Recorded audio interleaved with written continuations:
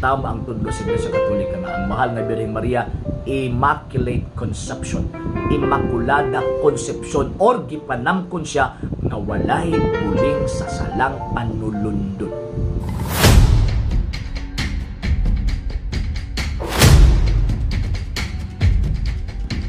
Mga sir, mga ma'am, ang basis nato nga ang mahal nga Birheng Maria walay sala, never siya nakabaton og sala, kanang pulong sa anghel nga full of grace, at the same time kanang giingon sa anghel nga ang balaang espiritu mukunsad kanimo, or ang Espiritu Santo mukunsad kanimo, magpabilin nganha kanimo. Unya ang mahal nga Birheng Maria manggod kay siya manggod ang opposite ni Eva. Kung si Eva disobedient, ang mahal nga Birheng Maria obedient siya. Sa kabubuton sa Ginoong Dios, may bataw niingon siya, be it done unto me according to thy word. Matuman unta ang imong gipamulong dinhi kanako. So nga naman tungod kay gisubmit sa mahal nga Birheng Maria ang iyang kaugalingon sa Dios, wala niya gisubmit ni bisan kinsang tao. And at the same time, kana nga gitawag kong panahon na ni declaration ng anghel, full of grace, pagkapuno or naasa niya ang gitawag og kahupngan sa grasya. Kung naagani ang kahupngan niya sa grasya, so therefore wala siya sala. Kay ang sin, again, it is an absence of grace. Pagka walay grasya. Kung ang tao makasala, wala siya grasya. Patay siya sa atubangan sa Diyos. Ang mahal nga Birheng Maria kay puno man siya sa grasya, so therefore buhi siya atubangan sa Dios, and at the same time never nahitabo nga nataptan siya sala ngano man kay naaman kaniya ang kahupngan sa gitawag og grasya. Mo nang walay sala ang mahal nga Birhen. Walay sala before siya gipanamkon, walay sala sa dihang gipanamkon siya, wala siya sala sa dihang gianak siya, wala siya sala sa dihang nidako hangtod siya namatay ug hangtod gipasaka didto sa langit. Walay sala ang mahal nga Birheng Maria. Ngano man kay mao man ni ang putli, mao ni siya ang pure nga butanganan sa living covenant, nga mao ang source sa pagkaputli, nga mao ang ikaduhang persona sa Santisima Trinidad nga nahimong tawo. So kay nahimo man ning tao, Dios man so ibutang gyud siya sa pinaka-precious, pinakamaayo nga gitawag og butanganan, og kanang maong pinakamaayo nga butanganan maunang lawas sa mahal nga Birheng Maria, nga diin diha siya mikuha og unod og dugo. So bot pasabot ang dugo ug unod ni Ginoong Jesucristo gikan na sa putli nga babae, dili kay giputli, no. Pagka giputli, kung maingon sila og giputli ang mahal nga Birhen sa dihang nagbuntis sa kang Kristo, buti pasabot ni agi diwa pagkaputli ang mahal nga Birhen. So ang inahan ni Kristo katong dugo ug unod nagigamit sa tong Ginoong sa krus, ni agi dalag wala pagkaputli.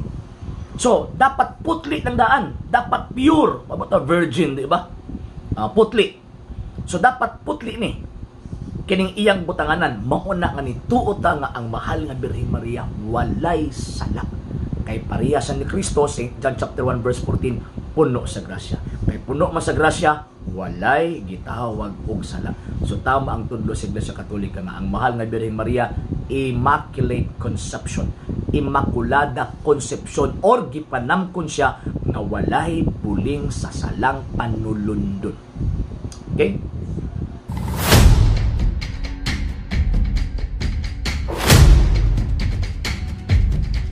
So kining pagkapuno sa grasya sa mahal na Birhen, mauni mabasihan nga diin sa dihang nanganak ang mahal nga Birhen, wa gyud siya nahitabo nga nibati og kasakit, nga naman tungod kay ang mahal nga Birhen walay sala.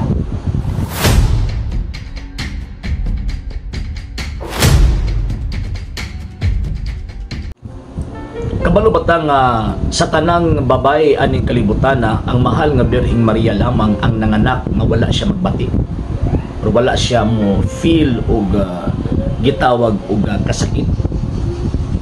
Yes, ang mahal nga Birheng Maria lamang ang nahitabo nga ingon ana ang paagi sa iyong panganak. Ngano man kay kada magong pagbati, kada magong kada bitaw maka-feel ang babae nga gitawag og kining kasakit labi nagmanganak siya, mao man gud na ang tunglo sa Dios. Kang Eva, di ba, sa Genesis chapter 3 verse 16 to 19, muna ang tunglo sa Dios ngadto kang gitawag ang Eva nga tungod sa ilang pagsupak sa kabubuton sa Ginoo, tungod kay instead of ilang sundon ang kabubuton sa Ginoo, ilang na inuong gisunod ang ilang kaugalingong pagbuot, mao nang nahitabo nga nawad-an sila og grasya. Ug ang consequence sa maong gitawag og sala nga din pagkawala silang grasya ni sulod ang sala, ang consequence niini ang babayi basta manganak mobati gyud hilabihang kasakit. Ngano man kay ang tawag ining tao na tapta naman ni ining maong gitawag og sala. Ang mahal na Birheng Maria, sa wala pa siya gipanamkon, sa wala pa siya gipanganak, gipreserve na siyang daan sa Dios sa grasya.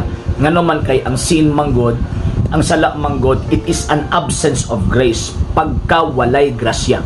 So buti pasabot ang mahal nga Birheng Maria kay puno man siya sa grasya, so therefore wala siya'y sala.